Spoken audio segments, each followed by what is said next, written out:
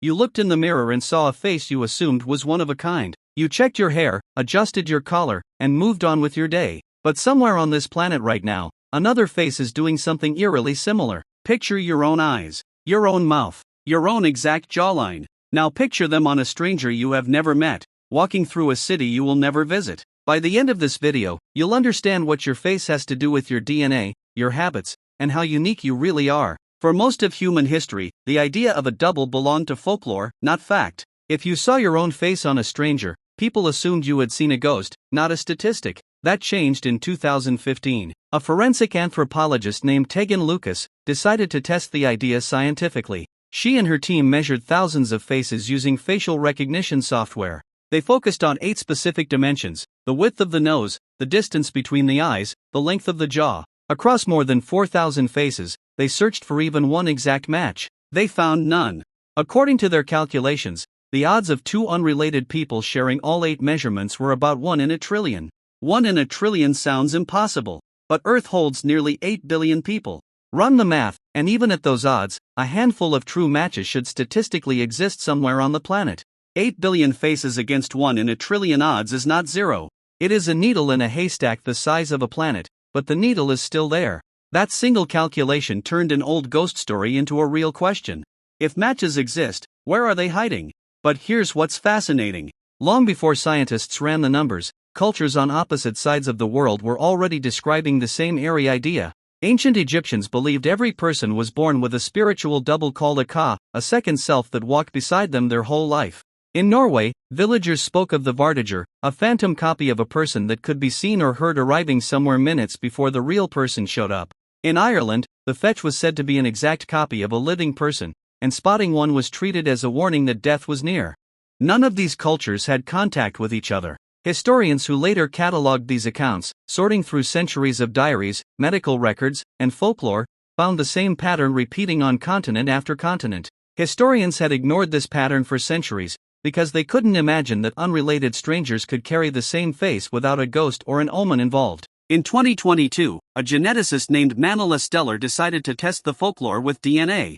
He turned to the work of Canadian photographer François Brunel, who had spent over 20 years photographing unrelated lookalikes for a project called I'm Not a Lookalike. Steller's team selected 32 lookalike pairs, ran their faces through 3 separate facial recognition algorithms, and then sequenced their DNA. 16 of the pairs turned out to be near-perfect visual matches. Those 16 pairs also shared significantly more of their genetic code than random strangers ever do.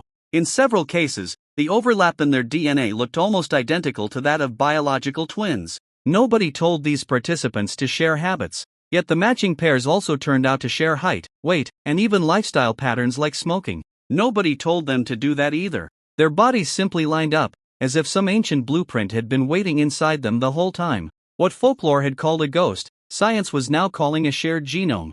The fetch, the vartiger, the ka, 3 different cultures describing one biological fact centuries before anyone could prove it. And the closer scientists looked, the stranger the pattern became. Because if your face is written in your DNA, then somewhere out there, your exact sentence may already be written into someone else's cells. For most of history, finding your double would have been almost impossible by accident. People rarely traveled more than a few miles from where they were born. A face from another village, let alone another continent, was something you would never see. Then, in 1839, a French inventor named Louis Daguerre introduced the daguerreotype, the first practical way to permanently capture a human face. For the first time, a face could travel further than the person who owned it. In 1999, photographer François Brunel began collecting look-alike portraits from across the globe, one city at a time.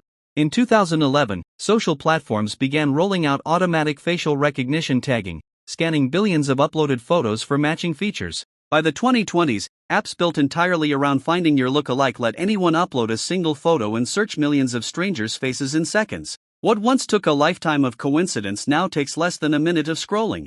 The mystery that ancient cultures wrapped in ghost stories has been reduced to a database query. Today, facial recognition systems process more faces in a single hour than a person could have encountered in an entire pre-industrial lifetime.